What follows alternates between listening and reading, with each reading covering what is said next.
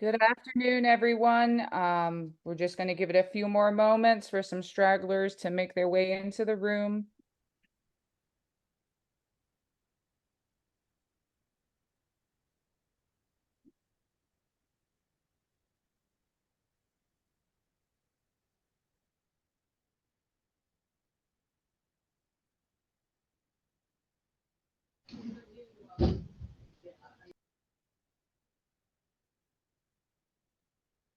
Okay, keeping with the time, being respectful of everyone's time here, we're going to get started.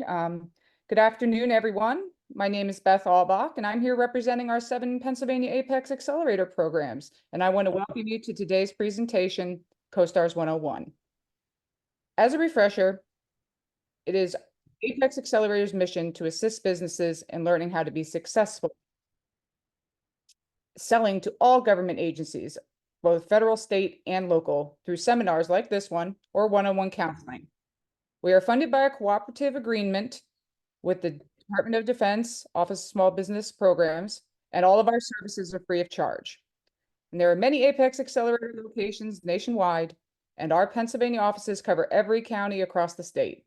If you are joining us today and you do not know where your local accelerator is located, please let us know and we can provide you with that contact information for your nearby center.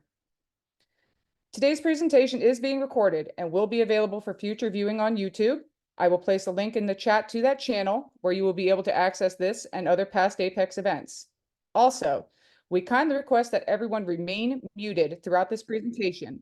And if you have any questions, to please put them in the chat or hold them into the end to the Q&A. So today we are joined by Mr. Isaiah Smith and Mr. Gene Misdal from the Pennsylvania State Costars program. Please join me in welcoming them. And gentlemen, the floor is yours.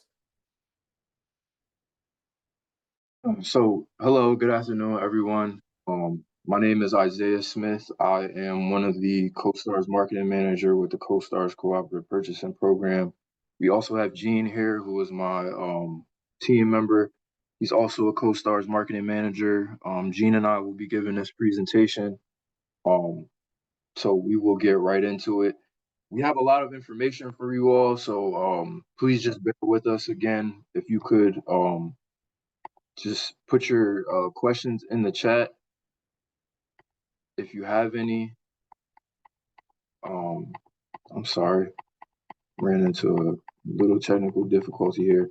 If you could all put your questions in the chat, so at the end we can review those questions and answer them, and then we're also going to try and give you a live demonstration on some of the processes that we have in navigating our website.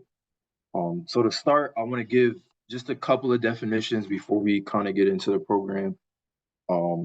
This presentation will give an overall kind of view of CoStar. So it'll be the buyers or members and our suppliers. We'll give you some marketing tips as well as how to search contracts and things like that. So again, we have a lot of information and we'll get right into it. So in terms of definitions, when we say members, and we'll get into this a little bit later in the presentation, our members are our buyers or purchasers. So whenever we refer to a CoStars member, again, that's a buyer or a purchaser.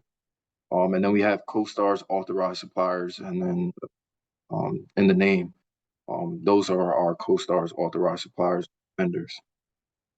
Another word you may hear us throw around is DGS. That's just Department of General Services. And then we also may use LPPUs, which are local public procurement units. So I am going to share my screen so that we could get right into the presentation.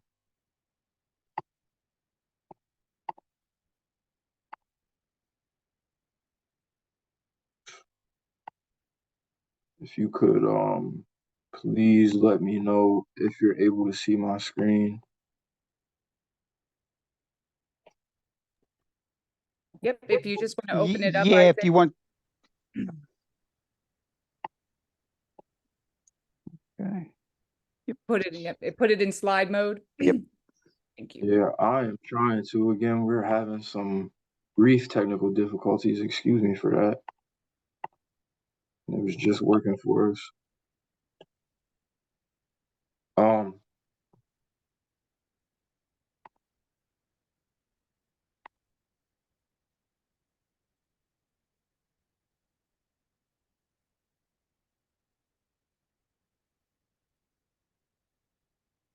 All right, so again, we'll get started. So, like I said, my name is Isaiah Smith, Marketing Manager with the Costars Cooperative Purchasing Program. Our goal today is to share some information on the program so you can see how not only it benefits you and your statewide suppliers, but the Commonwealth overall. So, what is Costars? Costars is the Commonwealth's cooperative purchasing program. It's an effective procurement tool for members and suppliers. So to understand why CoStars is so important to us individually and as a team, we want to identify the reasons why CoStars is so beneficial to members. First, because the suppliers already go through the competitive bidding process with DGS, CoStars reduces the time and cost of the public bidding procedures for our members. Remember this because we'll talk about this a little bit later on in depth in some of these upcoming slides. CoStars also provides our members with more flexibility and choice in their procurement process. Members may purchase from CoStars exclusive suppliers or piggyback on statewide CoStars participating contracts. Adding to this flexibility, membership is free. Member participation in any CoStars transaction is completely voluntary. Members are free to obtain goods and services through their regular procurement procedures and use CoStars when they see fit.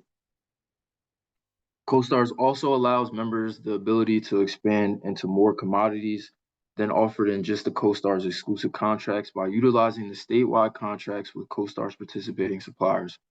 Examples of these additional commodities available to members are things such as fleet and procurement credit cards, tires, and our number of statewide service contracts. Because CoStar's members receive public funding for the procurement of supplies and services, the combination of competitive pricing and negotiation saves taxpayer money. And the added benefit for our Commonwealth is the CoStars program encourages local economic development, allowing small, diverse, veteran-owned, and local companies to compete for business along with larger suppliers. And that circles, and we'll circle back to that a little bit later on. This gives our suppliers more options for our members and our members. It gives our members more options as well, excuse me. And lastly, the increase in volume allows the state to reduce costs in any future bids. More suppliers will be interested in bidding, adding to the competition for award.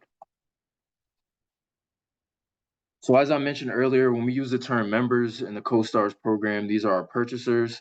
Eligibility for membership requires that an organization falls within the scope of local public procurement units by being a tax-exempt nonprofit organization who receives public funding for the procurement of supplies and services. Our member entities are, our members are entities such as local municipalities, school districts, education or public health institutions, public authorities like parking, airport, sewer, and water, fire rescue and ambulance companies, and other tax-exempt nonprofit entities who receive public funding for the procurement of supplies and services. Because these entities receive public funding for procurement, we as the Commonwealth citizens see the benefits of those savings in our communities. The less these entities need to spend to acquire goods and services needed, the more our tax money stretches, and the more our communities can provide for us. Excuse me. So state-affiliated entities are allowed to purchase through CoStars, such as the one listed on the screen. In order to utilize the program, they first must register as a CoStars member. The CoStars program is not available for use by executive agencies and independent agencies as defined by the Commonwealth Procurement Code. So just to give a little bit more background information on this, we'll kind of go through this quickly. In terms of membership, in 2005, our membership was just under 3,000. We had 2,998 members. We currently have more than 9,000 members. We average about one new member per each business day. In terms of supplier growth, in 2007, we had around 483. In 2015, that number grew to a little bit over 1,500, and today we have well over 2,000 suppliers. This reflects suppliers on CoStars exclusive and CoStars participating statewide contracts. Very quickly in terms of sales growth, through fiscal year 2022, our CoStar sales have grown from 150 million to over $1 billion in sales.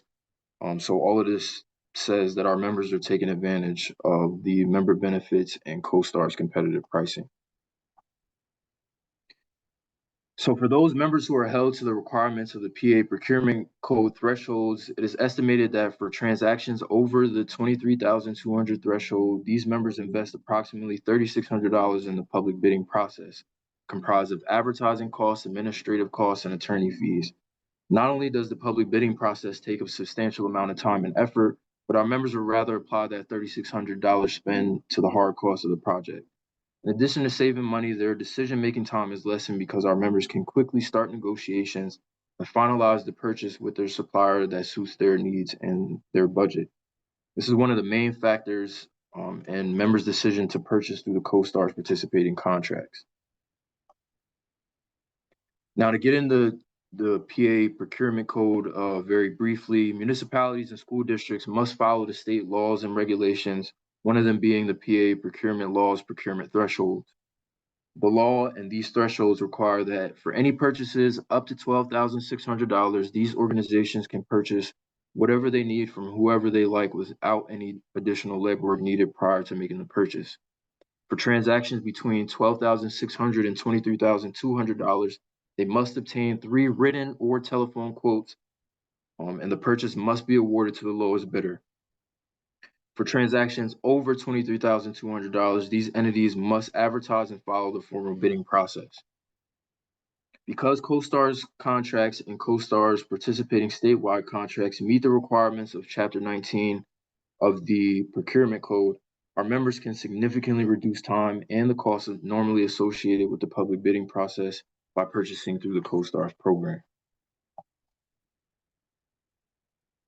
So Costars has 2 different contracts, our Costars contracts and statewide contracts. Costars members are permitted to purchase under 2 types of contracts. Again, the Costars exclusive and eligible statewide contracts. So I'll briefly go over the differences. So in terms of Costars exclusive contracts, we have 36 Costars exclusive multi-vendor contracts that are available for use by Costars members only.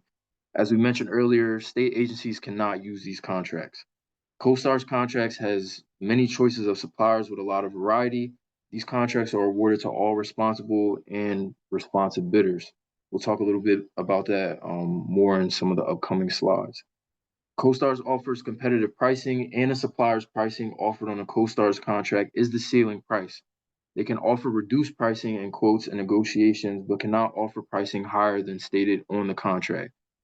Customization is also available within the scope of the contract. In terms of statewide contracts, there are over 100 statewide contracts available for our members to purchase from. Because you know the statewide contracts, because we know a little bit about the statewide contracts already, we won't go in depth about that process. But I do want to point out that suppliers awarded state agency contracts can only sell to the Costars members if they elect to participate in the Costars program. Statewide contract suppliers who elect to become Costars authorized suppliers agree to offer Costars members the same pricing and terms and conditions they offer to state agencies under these contracts. So to get a little bit more into Costars exclusive contracts, new Costars exclusive contracts are created when contracts are reduced by 50%. So a statewide contract supplier base is reduced by more than 50%. We are then mandated to create a parallel Costars contract. Because of this, in some cases, there are similar Costars exclusive and statewide contracts. Examples of these are parallel office supplies, pest control, and dual IT hardware contracts. So in terms of perceived need, we also look at the perceived need of our members. So Costars 39 voting systems and e-poll books will be the type of product that would benefit the government entities at the local, not state level. So these are made only available through Costars exclusive contracts rather than our statewide contracts. We often survey our members to get a feel for their current needs. So prior to 2015, we did not offer rental of heavy equipment.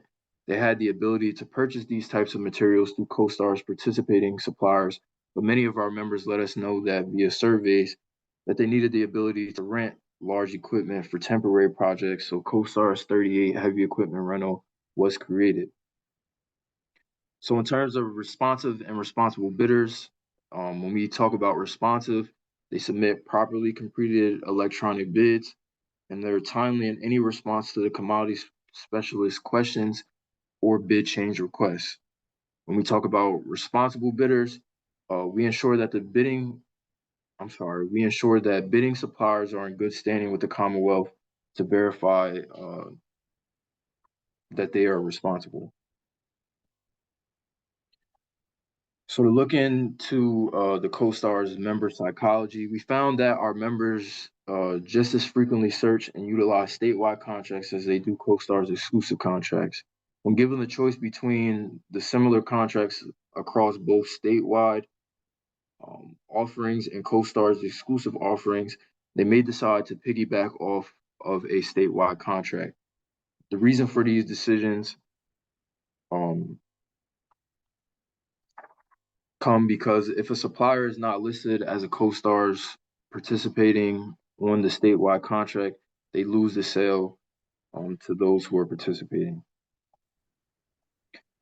So now that we kind of went over some of the basics, Gene is going to go over searching contracts, and then I'll come back to talk about the supplier process in more depth, marketing to our members, and some just overall facts about the Costars program. So Gene, please.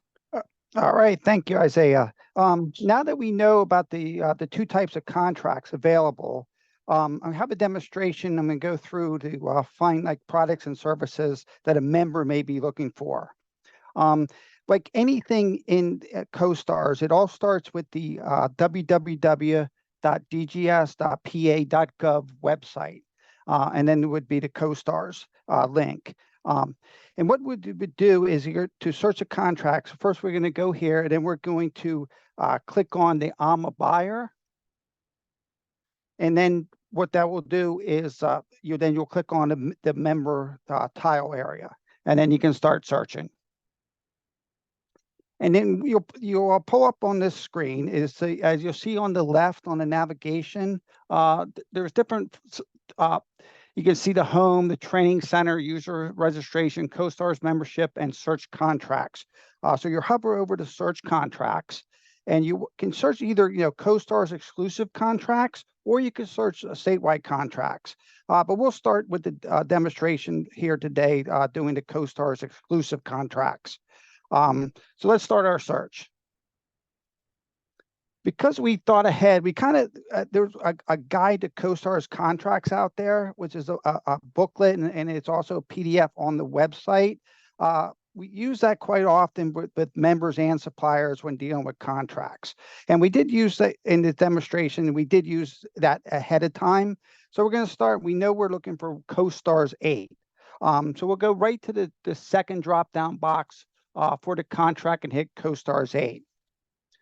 We also know that we're kind of looking for Costars 8. It was just, again, maintenance, repair, and operation, or short MRO. And when we're doing a lot of these searches, the less that we search, the more criteria will be pulled up. So if you have like your search starts and gets no results, you definitely want to widen your criteria a little more to get more results. For this simulation, we're going to choose the HVAC equipment, parts, and accessories, which again is a category, the second drop-down box under MRO that we want to see specifically.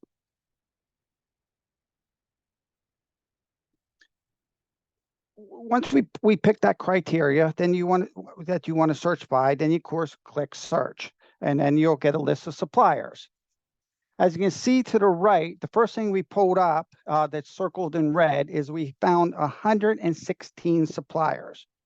And from these lists of suppliers, you can dial in more specifically on the contract overview, the vendor contract, contract terms, or contract renewal. Also listed is the Costars point of contact, which is the commodity specialist, which is the person that is in charge of that particular contract. I can see for Costars 8, it is David Gibson.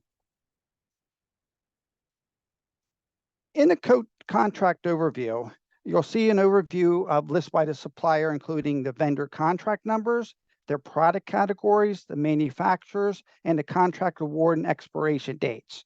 What you will not find in this place is the pricing per supplier or individual products that they offer.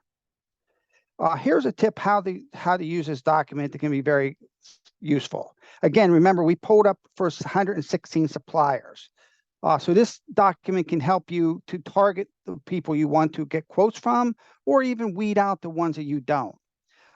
We always kind of say to try to identify 3 or 4 suppliers that a member would want to work with. It's not required, it just is suggested. So kind of using the program here is the supplier is, a member's going to look at the supplier in headquarters near them. Would it be beneficial, be closer or further away? It's different criteria that the member will use to look at different suppliers that they want to do business with. They'll try to see if that supplier actually provides service to their county. If they don't, then maybe they're looking where they're located and a lot of different criteria. Again, they're going to look at the contract to indicate, do they provide really the correct product that they're looking for? Are they looking for a specific unit made by a specific manufacturer? Again, they can weed out the ones that the suppliers that do not provide the products that they're looking for. Lastly, they may want to avoid any contract that's expiring soon. Like the final purchase would then be done after the expiration date, and that supplier does not renew their contract, then that they could experience actually an audit issue, because that last sale may have been done after the contract expired, and it's done, should have been done with the contract being valid. So all the criteria, like from here, except the expiration date, is criteria that can be selected on the initial search page, which is, again, the vendor list can be very large that you're looking at. So you use different criteria to break down, the members will break down different suppliers, what they're looking for. Again, using things like service area, preferred manufacturers, a pair of choices down. Again, as mentioned earlier, is when you're looking for suppliers, it's going to pull up the initial pull up 116. So it's always going to pull up any supplier that's on the contract. Then you're going to have to use your criteria, what you're looking for, to get down to the lower people that you're looking for. One thing we have recommended is to print the contract overview. It's a good thing to keep for a member's record, just in the event of an audit. That was quite a bit on that slide. Now, again, searching contracts, we're doing the exclusive contracts here. But again, for more information on the supplier's pricing and ancillary services, we look at the specific vendor contract.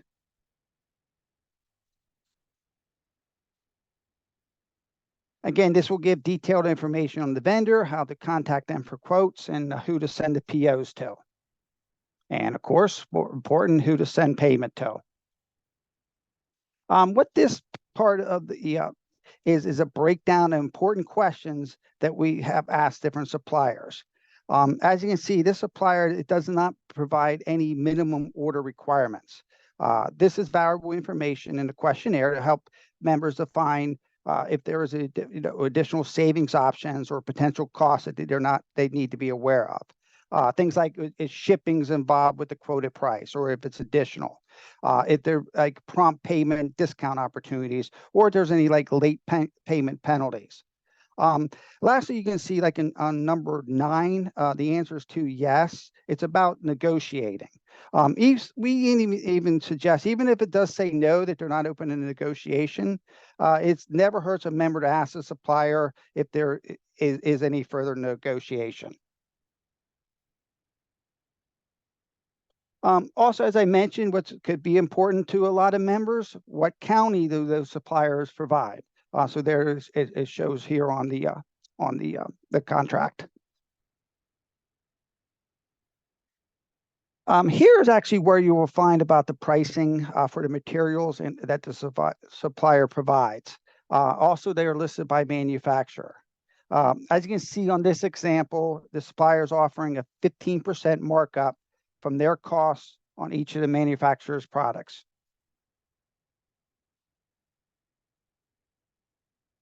That was looking at the Costars exclusive contracts. Now, if you always want to search and compare if there's any pricing done for statewide contracts. Again, there may be something with Costars that there's not a statewide contract, but always want to kind of look if there is a parallel contract that you can look for. Again, it's going back to the main dgs.pa.gov, the Costars page, and back to the search contracts page. But this time we want to just search on statewide contracts. Statewide contracts are created for state agencies, as we discussed previously. They are housed under the e-marketplace rather than on the Costars database. But if you need to return to the Costars exclusive contracts, you'll see in the green area, there is a view Costars contracts. So there's a quick link back. Also in that green box, there's a tips and tricks that you can click on in case you're getting stuck or like frequent asked questions when searching state contracts. Let's look at state contracts a little more. As you can see, again, there's drop downs searched by different criteria for the statewide contracts as well. Because again, I mentioned the guide to Costars contracts. Again, it's the booklet that just explains the contracts. We know that there's a NASPO MRR contract that exists. So we actually going to search right by NASPO MRO contract.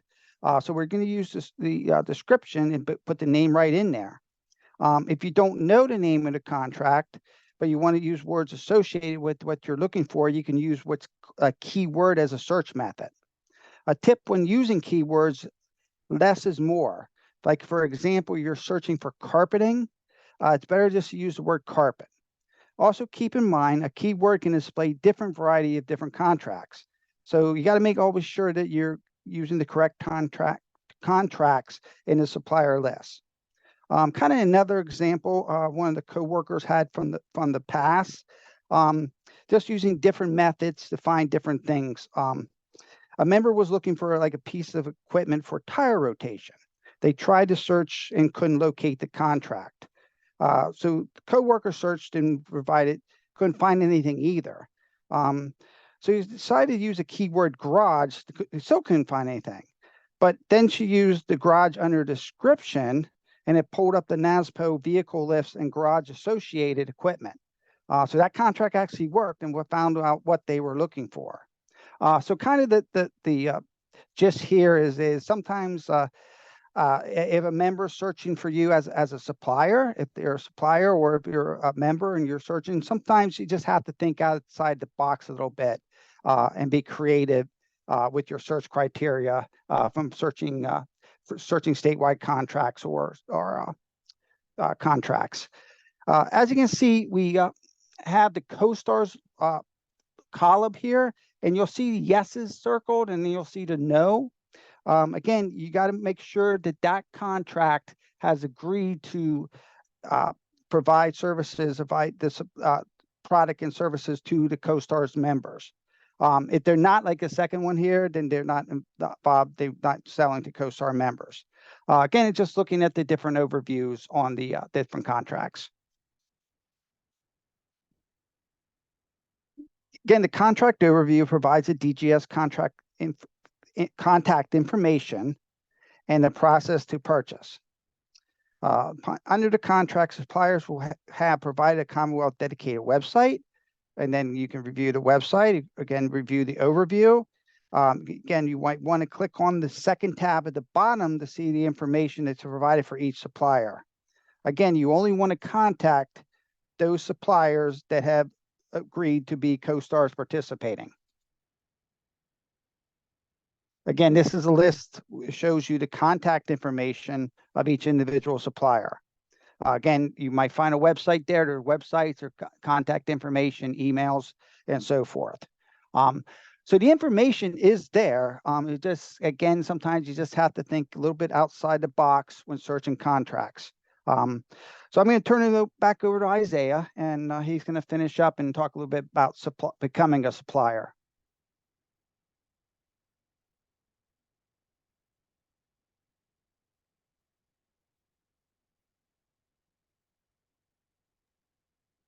Isaiah, I think you're still muted.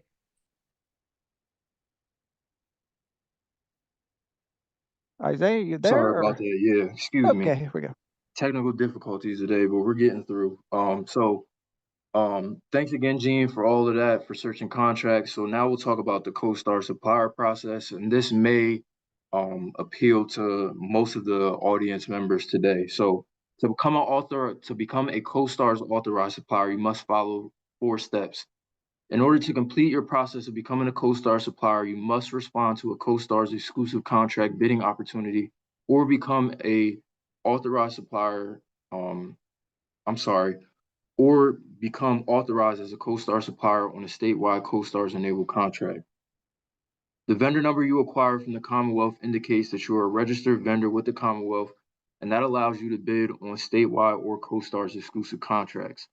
Some vendors acquire their vendor number and think that they are a CoStar supplier, but they don't realize that the process isn't complete.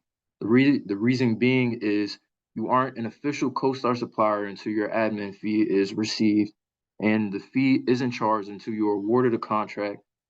This payment gives you authorization to sell to CoStar's members under CoStar's exclusive contracts or statewide CoStar's participating contracts.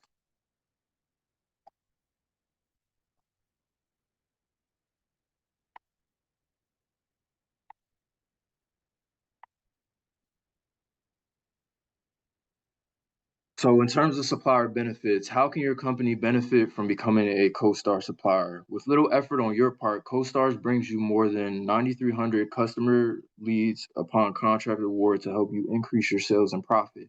We also provide our suppliers with resources to aid you in your marketing efforts for CoStars members. Doing business with CoStar's program is straightforward.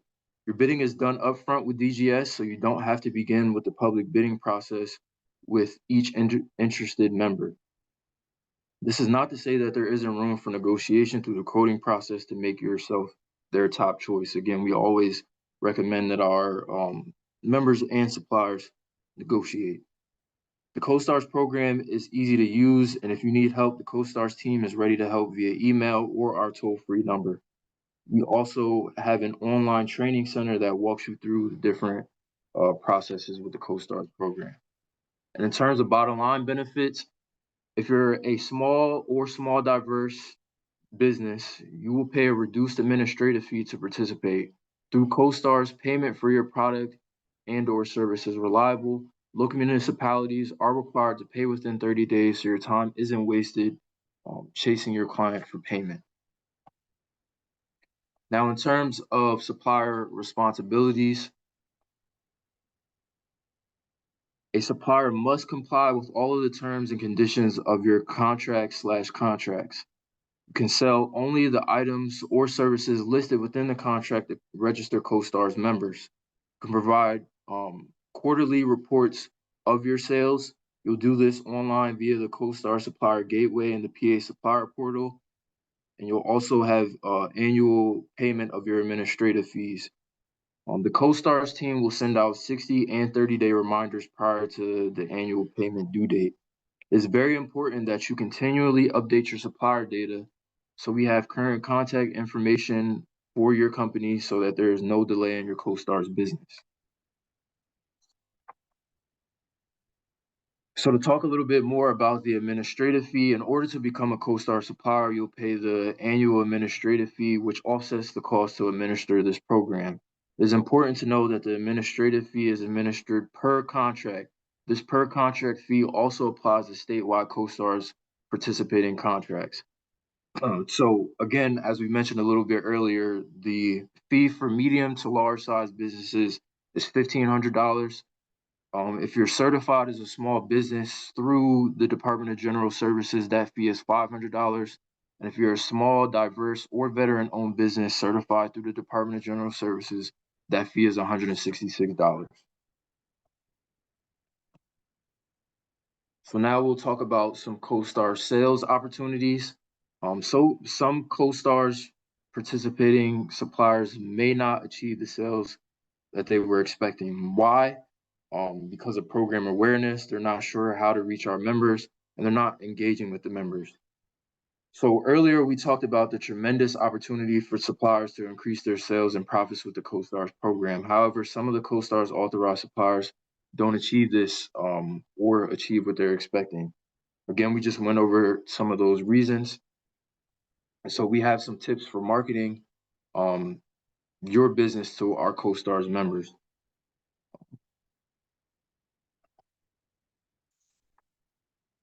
So marketing to our members is key to your CoStar sales. Our most proactive suppliers are our most successful suppliers.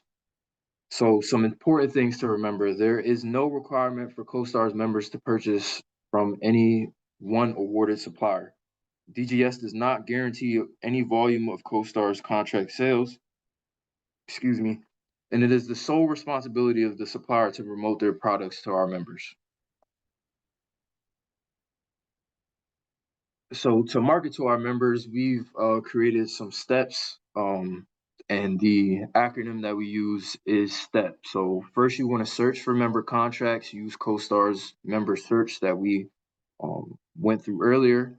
You want to target appropriate audiences. Understand CoStar's members.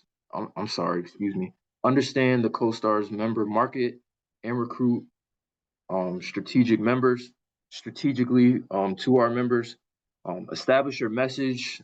You want to create the message in a desired medium, and you would also want to publicize, which means get the word out to your target audience.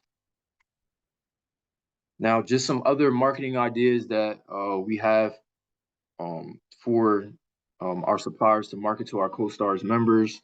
You can run a sale. So for an example, you can say this week we're offering a 20% discount to all of our CoStars members. You can also have events. You can invite members in your area to a workshop training or have CoStars marketing team speak at your event, similar to what we're doing today. So just some other things that you can use to market to your members as a CoStars authorized supplier. You can have business cards, marketing materials. You can do email blasts, direct mail, or sales calls or visits. Association conferences, association publications. You can create events, and like I said, invite CoStars members to speak at those events. And then you can also learn more about how to market and things through our CoStars website, kind of like we mentioned earlier. So speaking more into marketing to our CoStars members, you can access the CoStars member list via the CoStars vendor dashboard and the PA supplier portal. You can access this by visiting the CoStars website, which is www.dgs.pa.gov/CoStars, and then you'll click the supplier information tab. After that, you'll click the supplier portal login. And once you're logged in, on the left-hand side, you'll see a section that says CoStars members. You'll want to click that. And then click search. You can target specific CoStars categories. If you sell fire trucks, for example, you may not want to market to the education or other nonprofits. You may want to pare your list down to fire, rescue, and ambulance.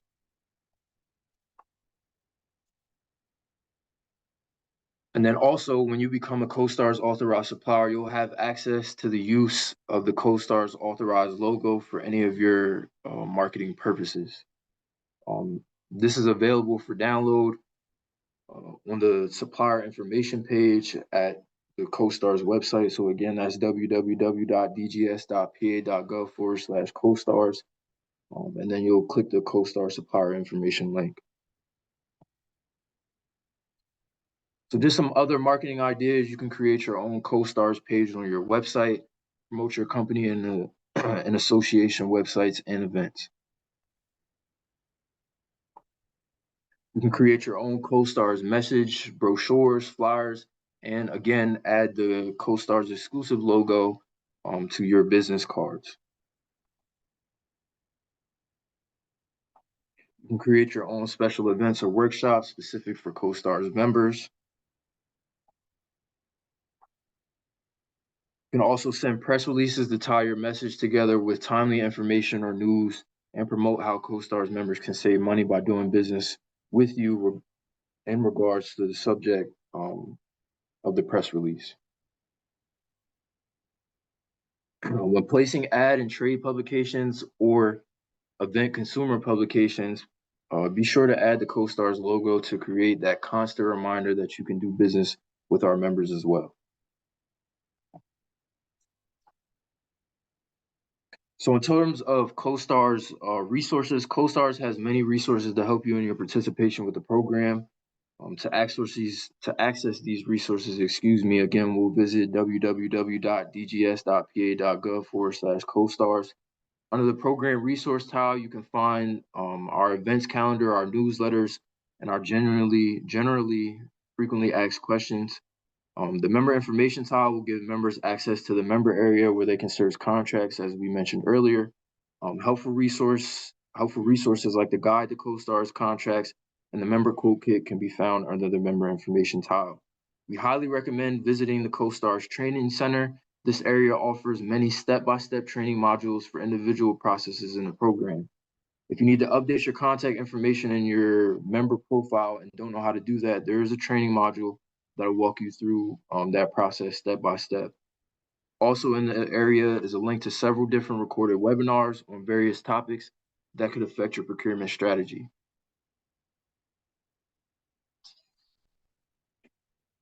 So now we'll go over some other uses for the Costars program. So now that we've covered some of the marketing tips for suppliers, here are some other uses for our Costars members. Whether a member is preparing to purchase in the program or outside of the program, Costars contracts can be a great resource for our members. They can use these contracts to determine price benchmarking. These contracts can provide members with assurance that the quotes that they have received outside of the program are appropriately priced. Also, as a member, as you're planning your budgets and creating grant applications, these contracts can help you define commodity costs.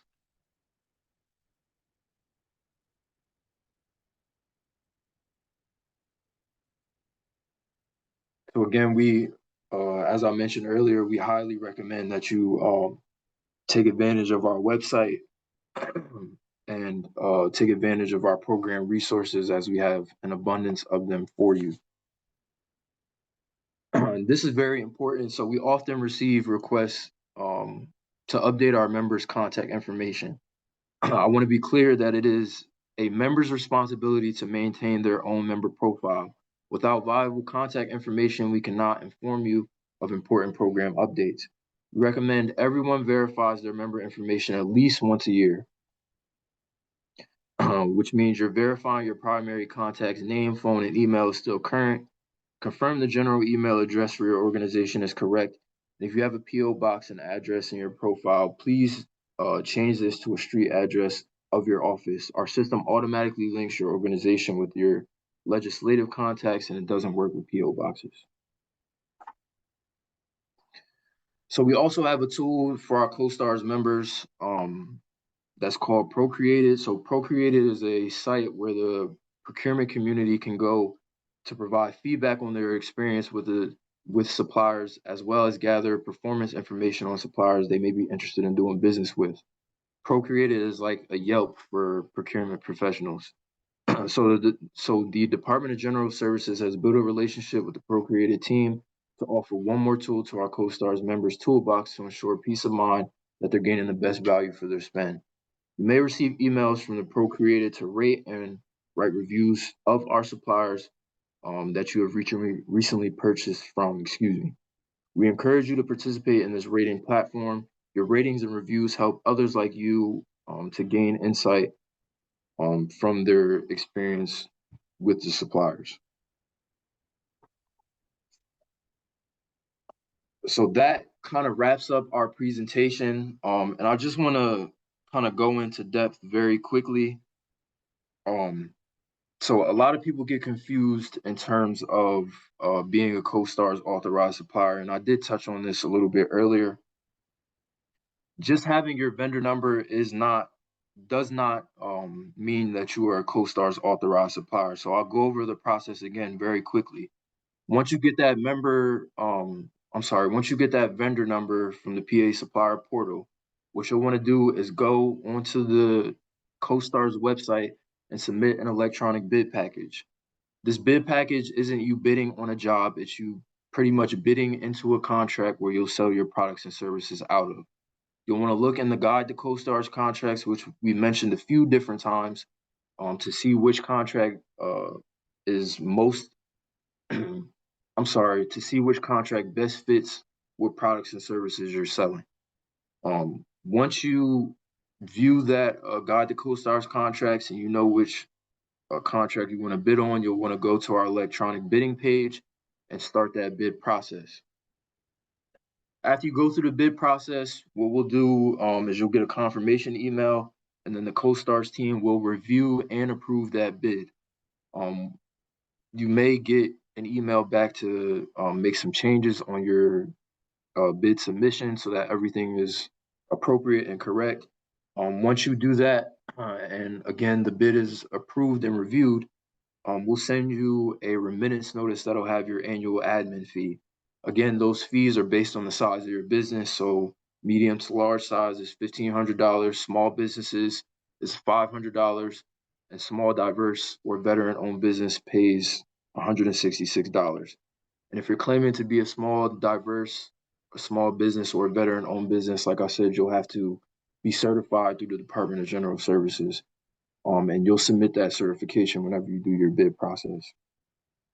Once you pay that fee, you'll be approved as an authorized CoStar supplier, and then you'll be able to sell to any of our over 9,000 members. So I just wanted to make sure that that was all clear. That supplier process, it is pretty straightforward. We always suggest that if you have any questions about the bid process or if you get stuck on anything, either visit our website or our contact information is all listed here. We have our toll-free line, which we manage all day long, Monday through Friday, 8 to 4:30. And we also have our email account, which myself, Gene, and our CoStars management tech, Nick, we all oversee that every day. So again, if you have any specific questions or you need anything, feel free to reach out to us and we will be able to walk you through that process.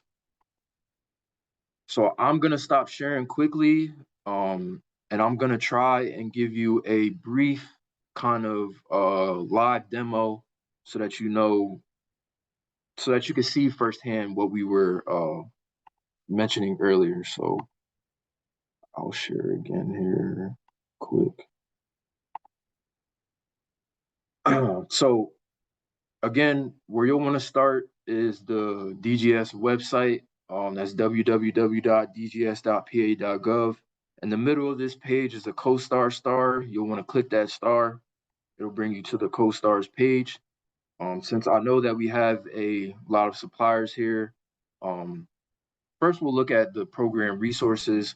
Again, this is where you'll find our events calendar, some frequently asked questions, and this is where our newsletter is housed.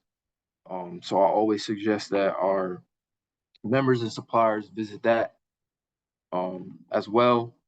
And then in terms of CoStar supplier information, this is where you can go to log into the PA supplier portal. It'll give you some steps on how to become a CoStar's authorized supplier. You can view your CoStar's dashboard through this tile as well. This will take you to the CoStar's electronic bidding page. This is what the bidding page looks like. So again, when you are trying to become an authorized supplier, you want to bid on one of these CoStar's exclusive contracts. All you'll do is simply click one of the contracts, go in and select bid now. On this landing page, we have different documents that you can reference. So you just have general instructions, any specifications for the contracts, any software licensing agreements, terms and conditions. There's also a commodity specialist listed here. So we have commodity specialists that oversee all of the contracts that we have. In terms of this one, just like in our demonstration, David Gibson oversees this contract. So if you have any specific questions about a contract that you're trying to bid on or the bidding process, you can reach out to David directly, and his email is listed there. And I'm sorry, whenever you're on this page, you'll want to go back to list because it won't take you back. It's just kind of a system thing.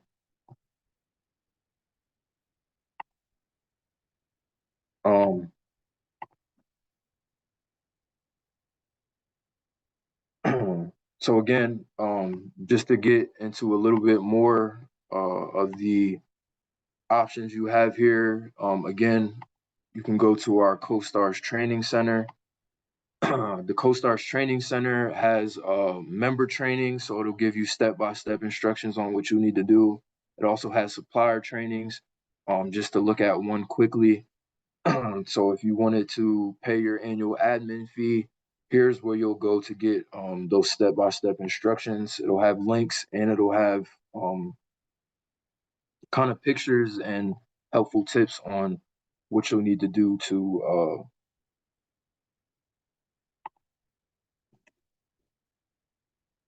pay that annual admin fee, excuse me. You don't always have to go through the process as I am in terms of going to the main page and clicking that CoStar star. I'm doing that because again, I'm having some technical difficulties today.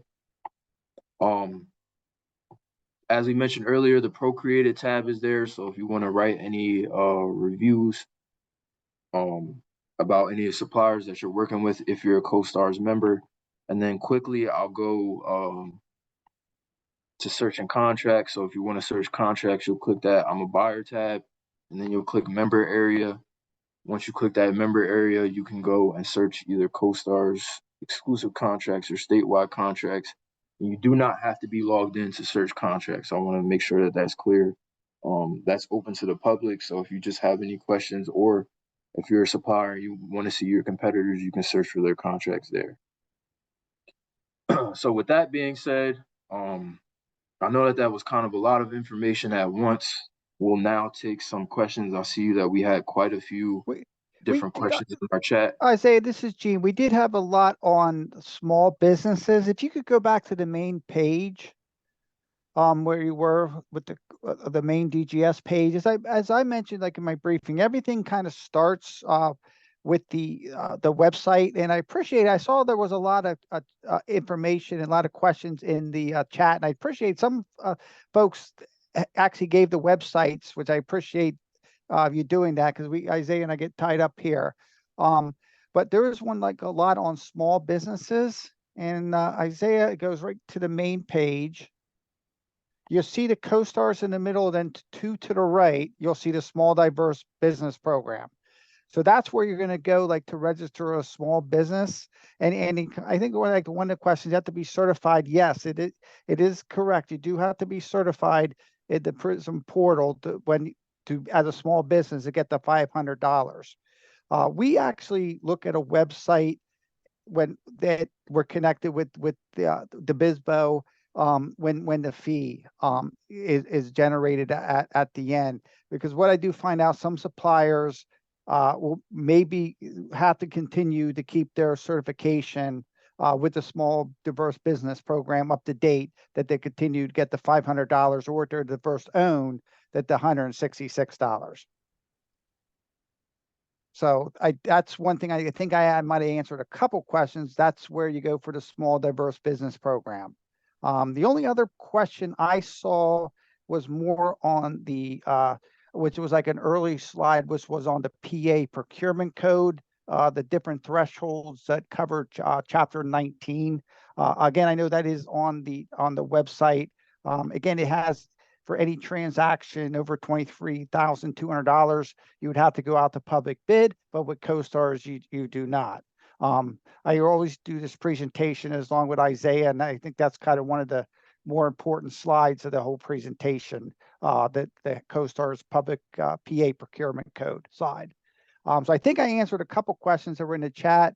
I don't know, Isaiah, if there's any other questions we could answer. I know we're pushing Beth, 2 o'clock.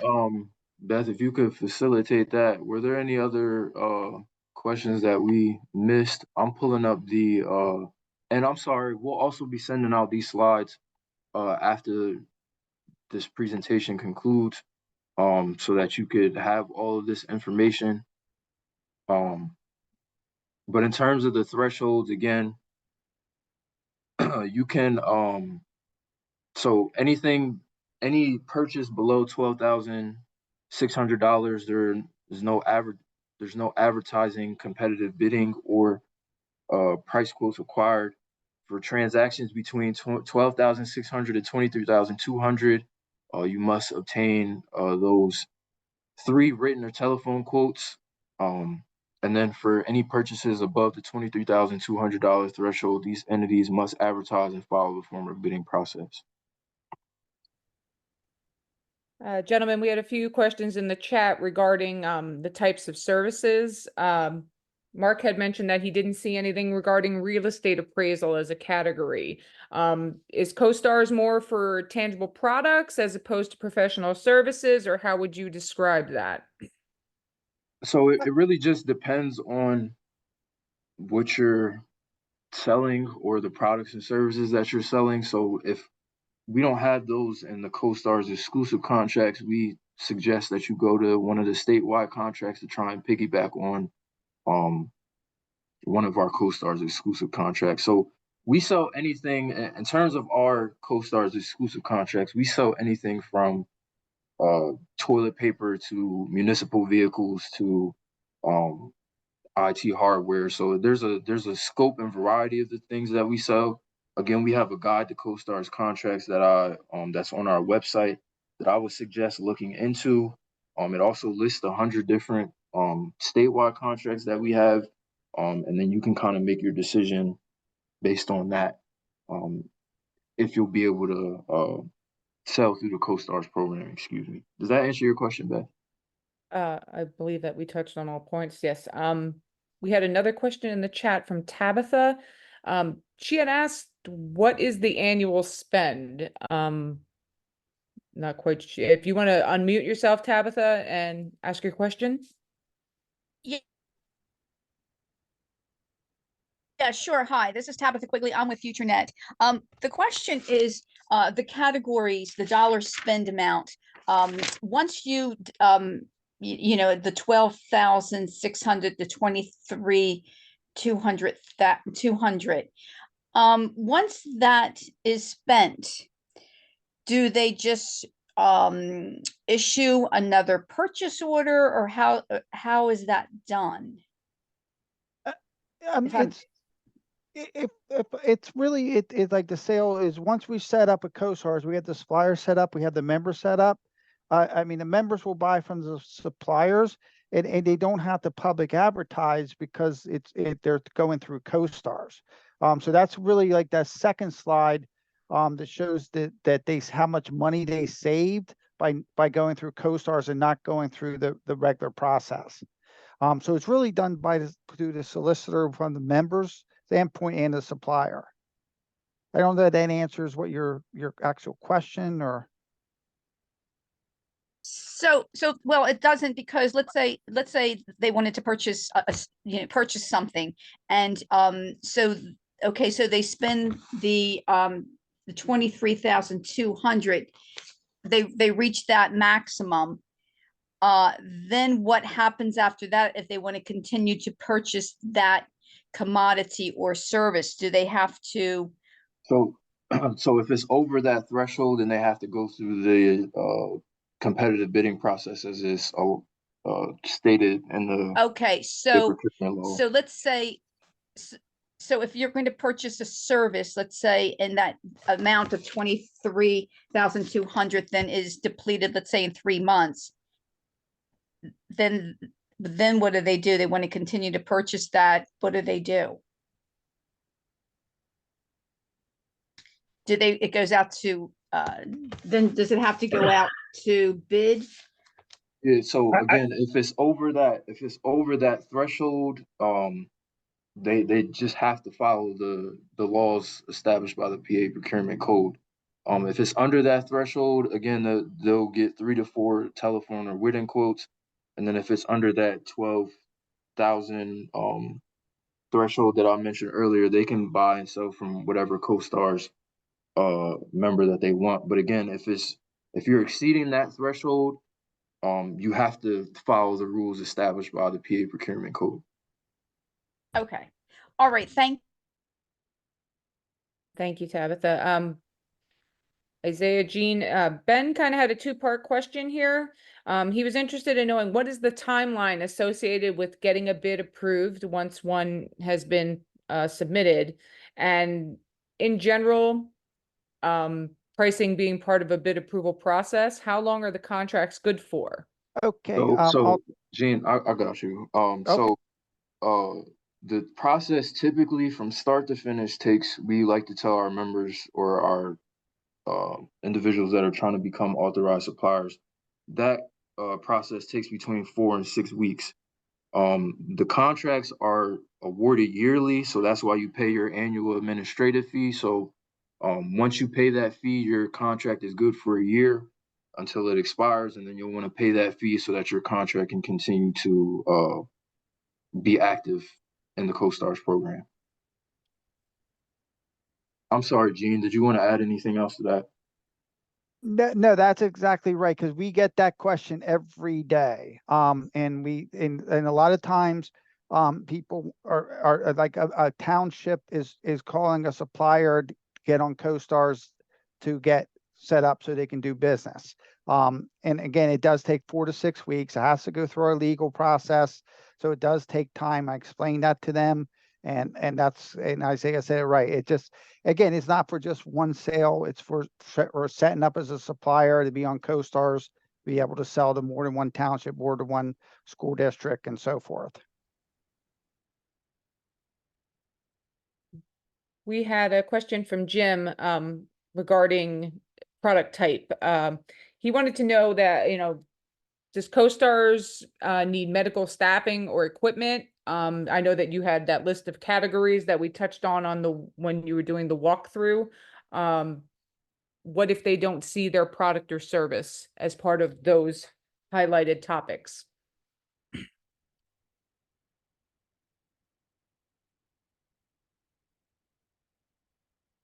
I'm sorry about that. So if you don't see it, if you don't see the products and services that you're trying to sell on a CoStar's exclusive contract, again, I would look into the statewide contracts because they offer a lot more variety more variety than just our 36 exclusive. So I believe that we do have a statewide contract for that, but you may be able to piggyback on a CoStar's exclusive. I don't want to say something that's incorrect. So I would suggest, and I'll try and get the link and post it into the chat here to look on that guide to CoStar's contracts, and or we'll send it out when we send out the slides, so that you could review that guide, and that'll kind of give you a better base on how to make your decision. That sounds great. Thank you, Isaiah. Another new question here. If you're a new business registering for the program, do you need to show past performance revenue in order to bid on a contract? And if so, what would that threshold be? So that is a question that you it'll be a part of the bid process, but that's a question that you can ask the commodity specialist because they'll have kind of the know-all. So whenever you're in that bid process, again, I took you to that kind of landing page. You can reach out directly to the commodity specialist and or call into us and we can connect you to them and they'll give you specifics about that. Each contract is different, so I can't give you a specific on that because you may or may not have to, but again, we would either transfer you to the commodity specialist or give you their contact information so you could reach out directly to them to get that answer to that question. Okay. I'm going to second Ben here in thanking both Isaiah and Jean. You both have been a wealth of information throughout this entire presentation. Does anyone else have any other questions that they would like to ask?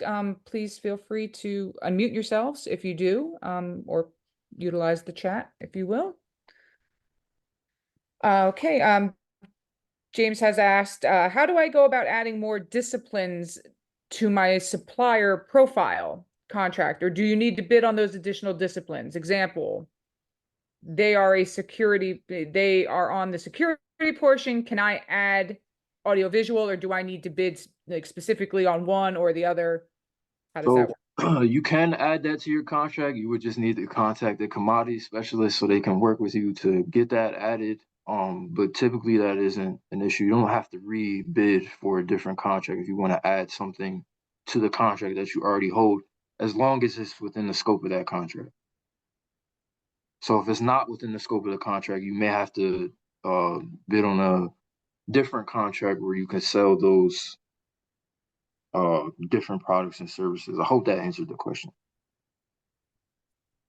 We have next one. How often do suppliers and buyers have recurring contracts together? Do you have any data on that? Is that a likely scenario, or do you see like a high rate of turnover every year?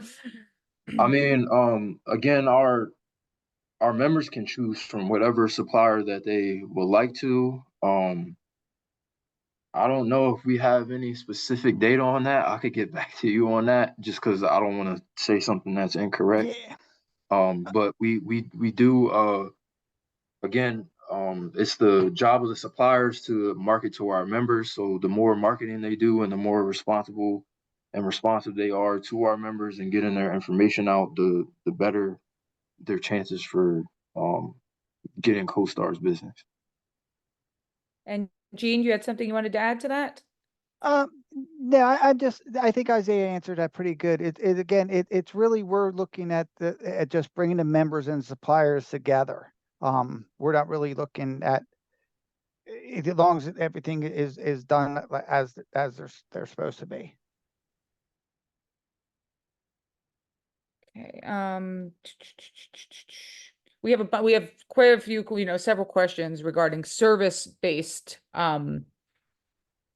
provisions. Scott had said, can services be bid?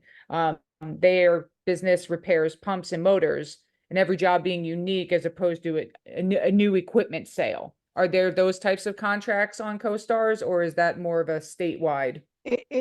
I'll answer it, Isaiah. That's more of a statewide. I mean, I know we touched on a few, like CoStar's 30 is the energy consulting services. It's like rate auditing services and commercial energy audits, utility bill auditing. So there's some service, but the majority of these contracts are commodities. And then there's ancillary services that go along with those commodities. To be honest with you, I actually been trying to link the guide to CoStar's contract and the PDF in the chat.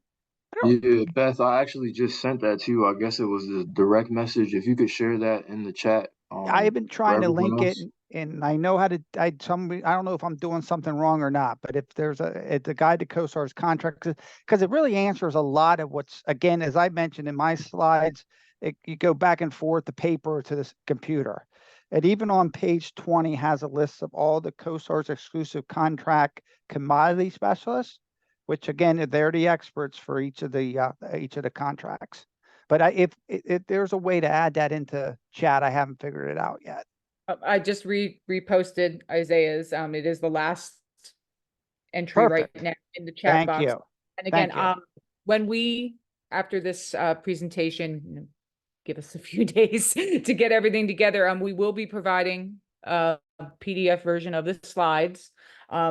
We can also put together and add these resources to the email that you will receive along with these slides. Again, we just ask that everybody, give us a few days, be patient, and we will get this information out to you. Does anyone else have any questions? Again, if I've missed any in the chat, my apologies. Please feel free to unmute and ask directly if you would prefer.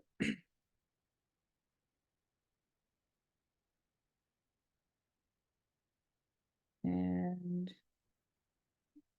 that looks like it's Looking like everybody's pretty much questioned out at this point, but again, oh, Jim, go ahead. Yeah, I'm sorry. If you've been already certified by the US government, federal government, as being a small disadvantaged business, do you then have to be recertified by the state in order to do business with the state / CoStar? Yeah, so if you're claiming to be a small business, you still have to get certified through the Department of General Services if you want to pay that reduced administrative fee. So we've had those questions a couple of times. Again, the short answer is yes, you'll still have to get certified through DGS. Thank you. No problem. And Jim, you want to talk with your Apex Accelerator regarding that? Your counselor will be able to explain a little more in detail, why that is and how to go about doing it. Thank you so much. I will do that. Anyone else, please feel free to unmute.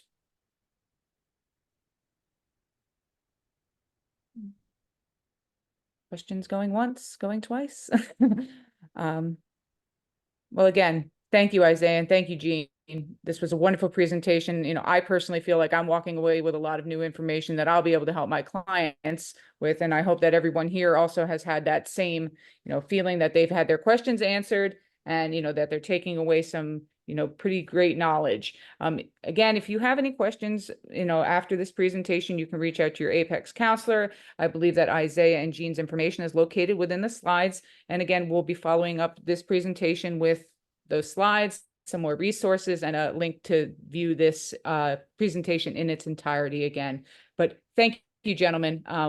Again, we look forward to having you in the future, but No problem, Beth. We appreciate the opportunity. And again, we encourage anyone that has any questions, comments, or concerns to either call our toll-free line or send us an email. Myself, Gene, and our management tech, we manage that all day long. So we'll be there to answer any questions that you have.